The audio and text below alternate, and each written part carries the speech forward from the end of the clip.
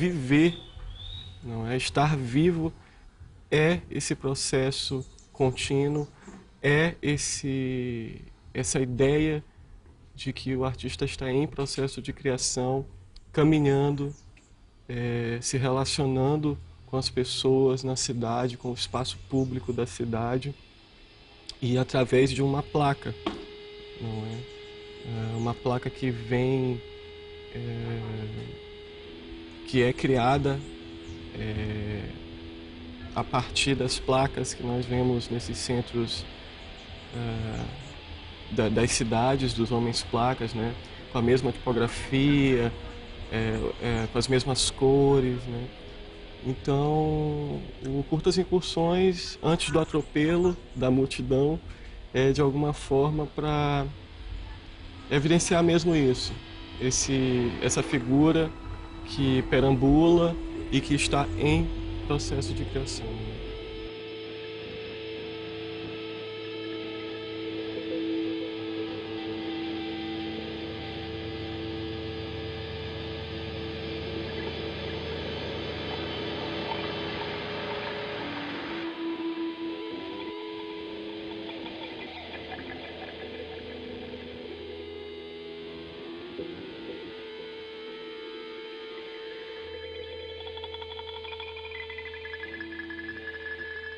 Que é uma intervenção onde ele vai geralmente para uma área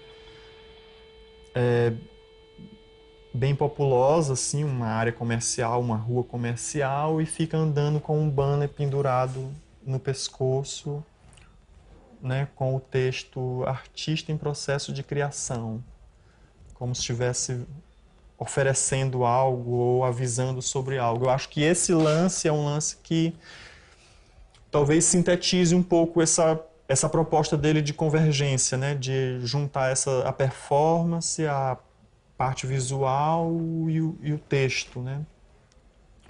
Que é essa tentativa de deslocar o texto do livro, né?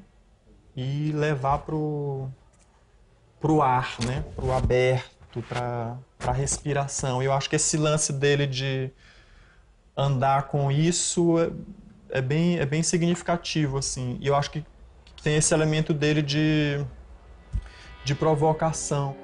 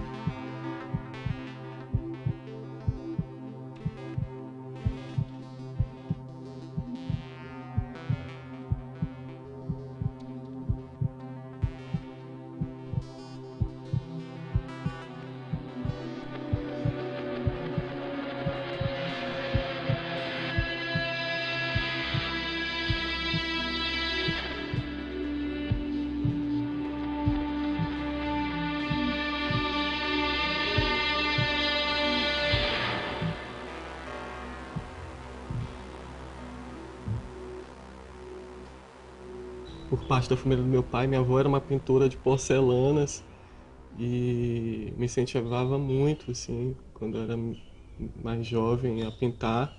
E pelo outro lado, parte da minha mãe, meu avô era muito ligado à literatura, a escrever e tal. Então, literatura e artes visuais são coisas assim que nunca foram coisas distantes para mim, né? Não são áreas ou territórios, isso é isso, isso. Não, sempre tiveram juntas, né? Próximas. E eu comecei a entender isso depois de muito tempo, né? De caminhada, de que as duas coisas poderiam andar juntas, de que eu poderia, de alguma forma, estar entre essas duas coisas, num lugar entre, né? Numa zona ali de onde a fronteira ou a linha de fronteira é muito tênue, né? Entre palavra e imagem, entre forma e conteúdo, e de alguma forma também tentar aplicar toda a bagagem formal que eu adquiri na pintura, na escrita. Eu passo por muitas confusões assim nessa minha caminhada, principalmente desses últimos anos para cá, de 2007 para cá, porque as pessoas sempre perguntam ou tentam definir, né? Mas o que que tu faz? O que é isso que tu tá fazendo, né? Bem, eu não sei bem o que que eu tô fazendo. É, eu disparo para vários lugares, né? Eu não tenho uma coisa, eu não faço diferença entre artista visual e poeta há muito tempo.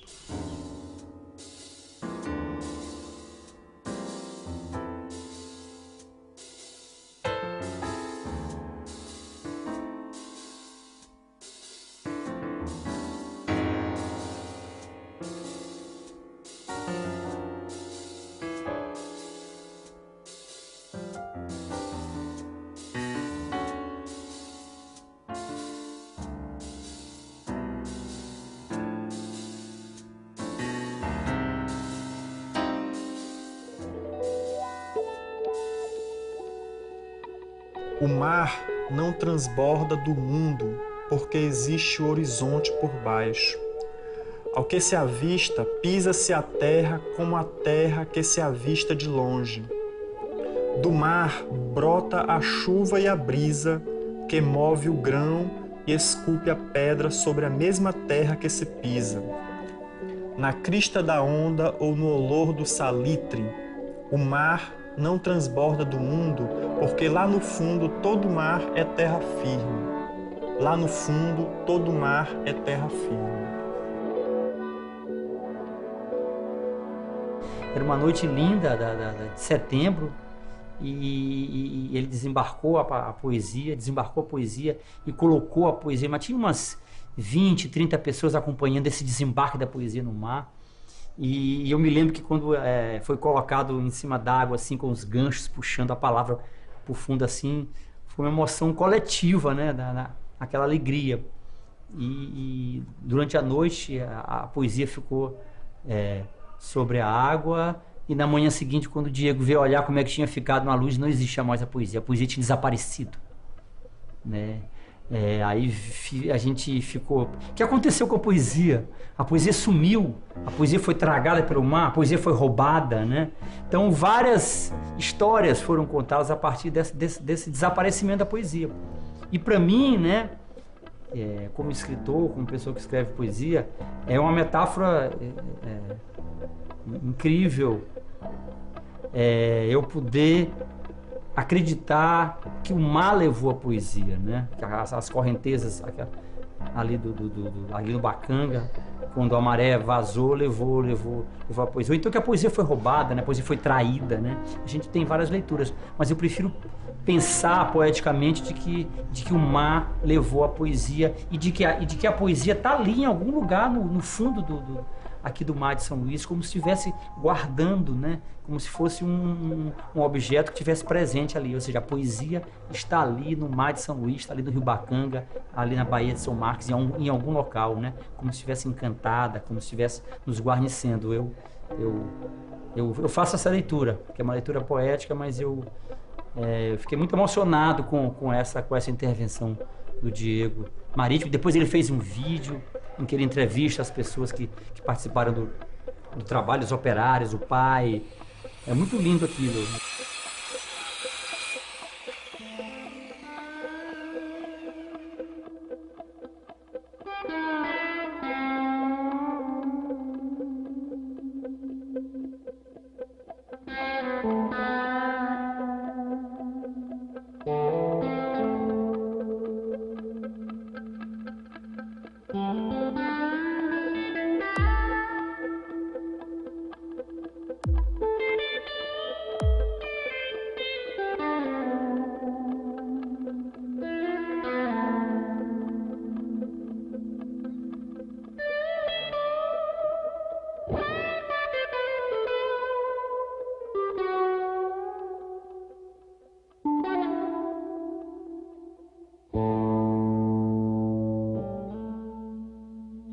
Quando eu comecei a me preocupar com a linguagem, eu acho que eu me dei conta de que eu poderia colocar uma coisa no lugar de outra e transformar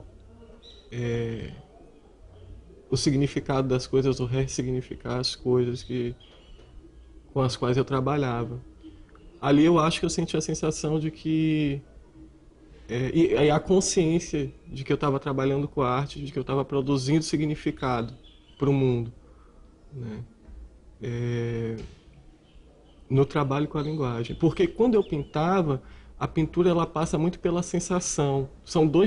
Eu acho que são duas formas de trabalhar. Com a pintura existe essa coisa da sensação. Ela passa por um canal onde a comunicação verbal não me interessa, não faz falta, né? É como atingir os fios desencapados do sistema nervoso, assim, brincando um pouco com o Deleuze e com a coisa da lógica da associação. O Bacon sempre foi uma referência muito grande para mim. Enquanto que, quando eu estou trabalhando com a linguagem, estou trabalhando com poesia e com arte ao mesmo tempo, eu sinto que o processo é mais cerebral. Ele é mais racional, ele é até mais seco, eu acho. Eu não tenho uma preocupação em traduzir um estado emocional ou uma coisa do eu lírico. Eu não tô nem aí para isso, sabe? Eu prefiro falar da pedra, da formiga, ver como é que a engrenagem dos signos funciona, como é que eu posso brincar com isso, né? E fazer essas passagens de um lado para outro, brincar, né? Com o fenômeno que é a imagem, que é a coisa toda visual, e de alguma forma trazer a palavra para dentro disso, e vice-versa, ver como é que a imagem funciona através da palavra, né? Eu acho que aí eu me dou consciência, eu tenho esse estalo e esse espanto de que eu posso produzir significado, né? Através do que eu faço e do que eu penso como artista.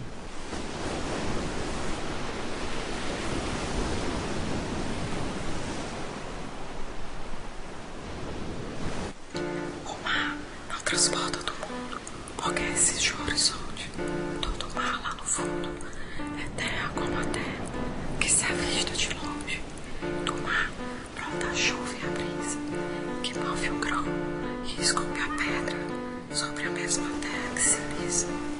Na crista da onda, o monólogo salitre. O mar não transporta do mundo, porque é lá no fundo.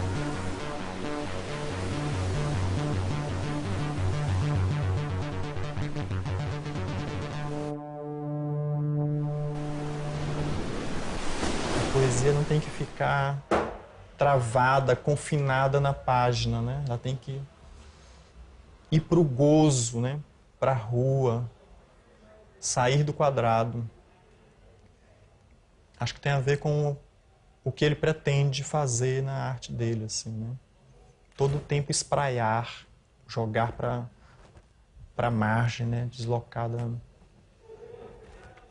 como se tivesse uma coisa e você esmaga e a coisa se desloca, né?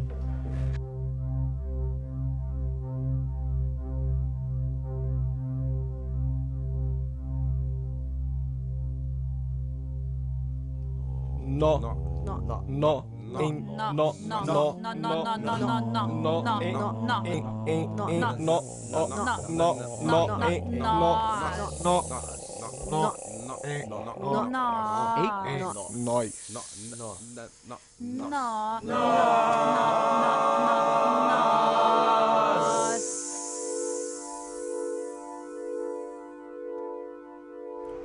Por que a poesia tem que se confinar às paredes de dentro da vulva do poema? Por que proibir à poesia estourar os limites do grelo, da greta, da gruta e se espraiar em pleno grude além da grade do sol nascido quadrado? Por que a poesia tem que se sustentar de pé, cartesiana milícia enfileirada, obediente filha da puta? Porque a poesia não pode ficar de quatro e se agachar e se esgueirar para gozar. Carpe diem, fora da zona da página.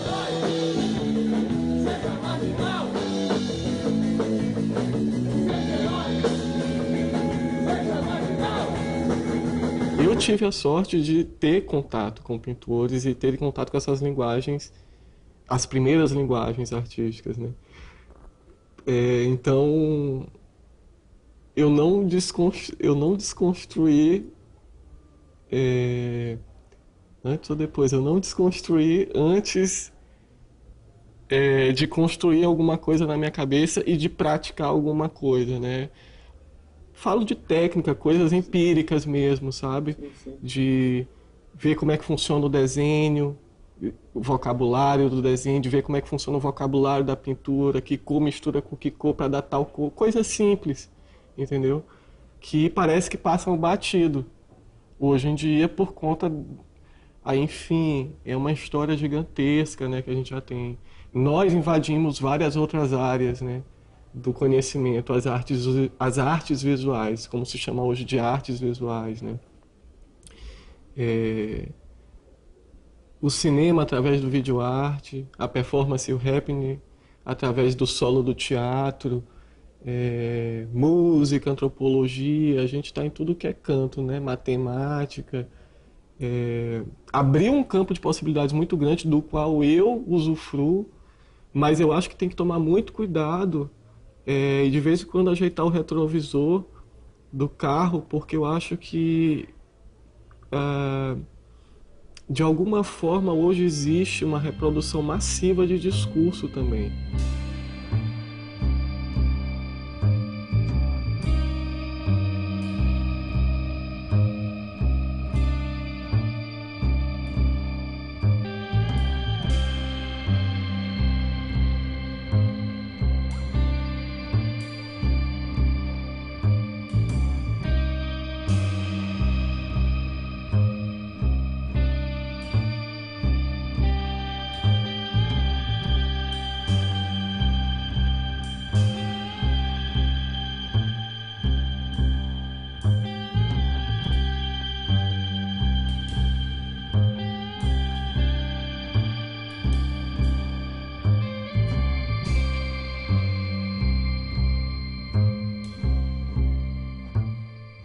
Diego são vários artistas, eu costumo pensar, costumo dizer. Eu conheci primeiro o pintor com aquelas imagens expressionistas. Assim, eu me lembrei muito daqueles primeiros traços dele nos quadros que ele fez. Muito Francis Bacon, Lucian Freud. Ele não abandonava, são artistas do século XX que não abandonaram o figurativo, tem uma força, uma carga expressionista, emocional muito forte. A primeira impressão do artista é essa do pintor. Depois, com o tempo, eu fui conhecendo, ele me mandou algumas poesias, e eu fui acompanhando esse artista, a pluralidade dele, da linguagem dele. É o cara que escreve, é o cara que sobe no palco e diz o poema com uma estrutura sonora por detrás, é um cara que faz intervenções urbanas, de repente uma palavra dele sobe um prédio, de repente uma atravessa a rua. Há também assim, um diálogo distante, porém claro, com os desdobramentos do concretismo, eu acho. Então, é um privilégio muito a gente ter um artista contemporâneo que tenha essa visão diversa, né, plural que o Diego tem. Você se sente culpado? Não se sinta mais. Nós temos a solução para os seus problemas. Novo sabonete Pôncio Pilatos. Compre agora e se livre de toda e qualquer culpa. Lave suas mãos com o sabonete Pôncio Pilatos, sinônimo de qualidade desde a época de Nosso Senhor Jesus Cristo. Ele forma uma espuma cremosa que limpa a pele do seu juízo. Sabonete Pôncio Pilatos, o inconfundível cheirinho da culpa. A voz do povo é a voz de Deus. Vamos ver o que o pessoal está achando aí na rua de nosso sabonete Pôncio Pilatos. É cheiroso. É divino. É maravilhoso. É Pôncio Pilatos. Com ele, eu lavo as minhas mãos. Sabonete é Pôncio Pilatos. Você é mais levinho. Pra você que deve. Limpa seu juízo com espuma cremosa. Sabonete é Pôncio Pilatos. Quando um poema ele transpassa vários meios ao mesmo tempo e vários materiais, né? Isso já aconteceu, de um poema sair do papel, se transformar num objeto, depois se transformar num vídeo, depois virar uma intervenção urbana ou ocupar um espaço inteiro. Um mesmo poema. Então as camadas de significado que aquilo vai ganhando, né? É legal de ver se transformando. Mas aí dentro dessa transposição, dessas passagens de uma coisa para outra, os objetos são os que mais eu tenho dúvidas, assim, se eles são válidos, se eles têm alguma consistência, se eles dizem alguma coisa. Eu tô com alguns já e eu não sei, até hoje eu fico olhando e fico assim, nossa, será que isso funciona? Será que isso existe como um objeto de arte, como eu estou querendo propor, como um poema e ao mesmo tempo um objeto, né? Eu acho que eu tenho algumas coisas que eu tive algum sucesso, assim, que eu consegui solucionar e que eu gosto. Mas enfim, eu também não sei se eu tenho que ter certeza se é bom, se não é, se é válido, se não é. Eu tenho para dar um exemplo, tem um Pôncio Pilatos, que é um sabonete, que foi inclusive vendido aqui em São Luís, foi vendido em Porto Alegre, foi vendido em alguns centros de algumas cidades. E ele era um gráfico, ele era um poema embalagem, uma brincadeira, né? E eu fiquei pensando, não, então fazer o sabonete, eu começar a produzir, passei alguns meses produzindo sabonete e comecei a vender, né? Se transformou num vídeo, enfim, num objeto. Falo, blasfemo, grito, como se tudo já tivesse sido dito em vão, palavras loucas, ouvidos moucos, do céu ao chão, do sol ao léu, o réu sou eu.